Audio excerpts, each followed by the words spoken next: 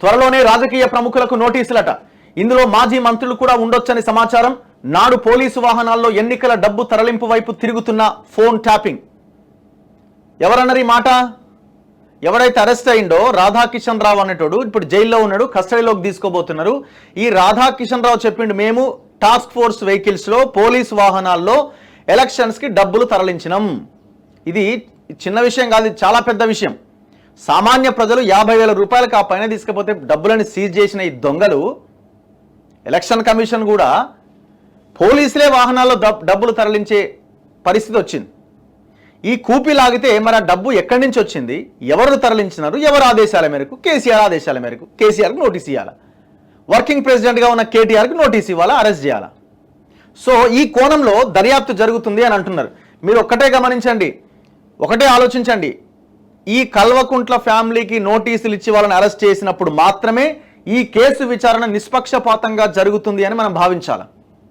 కింది స్థాయి అధికారులకు నోటీసులు ఇచ్చి చేతులు దులుపుకొని ఇక అయిపోయింది అని అంటే జనం నమ్మడానికి రెడీగా లేరు. ఎందుకు ఈ మాట చెప్తున్నామంటే ఒకటే ఒక చిన్న ఎగ్జాంపుల్. గొర్రెల స్కామ్ విషయంలో పెద్ద చర్చ నడిచిందా?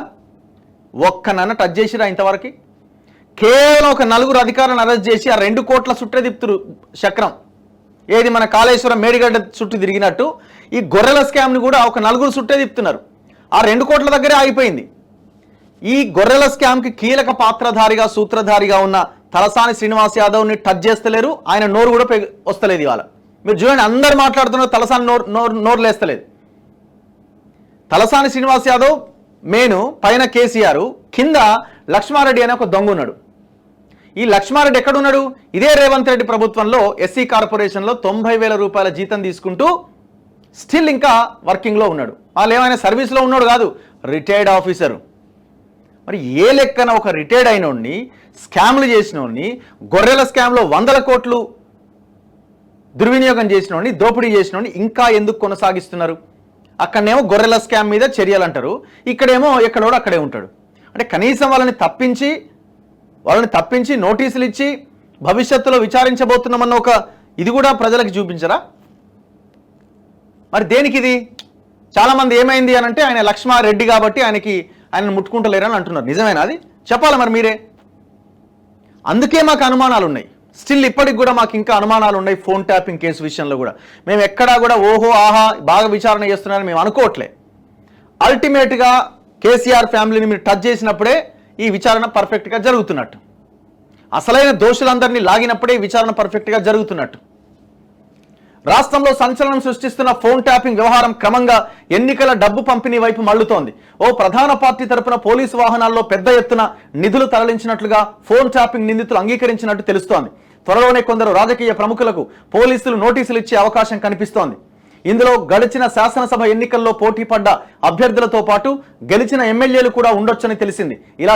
ఇదే జరిగితే ఫోన్ ట్యాపింగ్ ఉదంతం రాజకీయంగా మరింత సంచలనంగా మారుతుంది. మరి గెలిచిన ఎమ్మెల్యేలకు కూడా నోటీసులు అంటే ఇవాళ 30 మంది ఎమ్మెల్యేలు వచ్చే అవకాశం ఉంది అంటున్నారు కదా.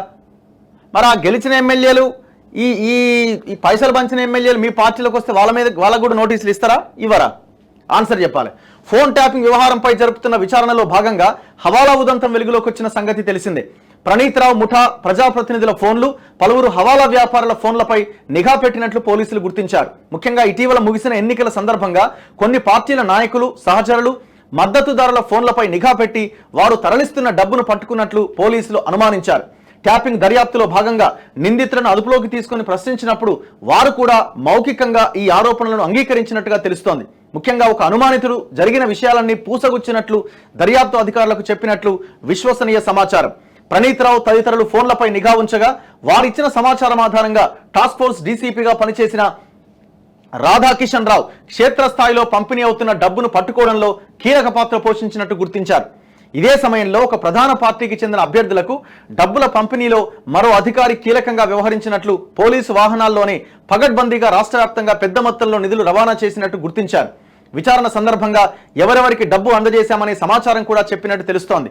ఈ విషయాలు నిర్ధారించుకునేందుకు డబ్బు అందుకున్నారని భావిస్తున్న వారందరికీ నోటీసులు ఇచ్చి విచారించవచ్చని తెలుస్తోంది. ఇందులో మాజీ మంత్రుల స్థాయి వారు కూడా ఉన్నారు. దీనికి సంబంధించి దర్యాప్తు అధికారులు న్యాయపరమైన అంశాలపైన చర్చలు జరుపుతున్నారని, నిందితుల వాంగ్మూలం ఆధారంగా అనుమానితులందరినీ పిలిపించి విచారించేందుకున్న మార్గాలపైన కసరత్తు చేస్తున్నారని తెలిసింది. ఉన్నతాధికారులు అంగీకరించే పక్షంలో 2-3 రోజుల్లోనే నోటీసుల ప్రక్రియ కూడా మొదలయ్యే అవకాశం ఉందట.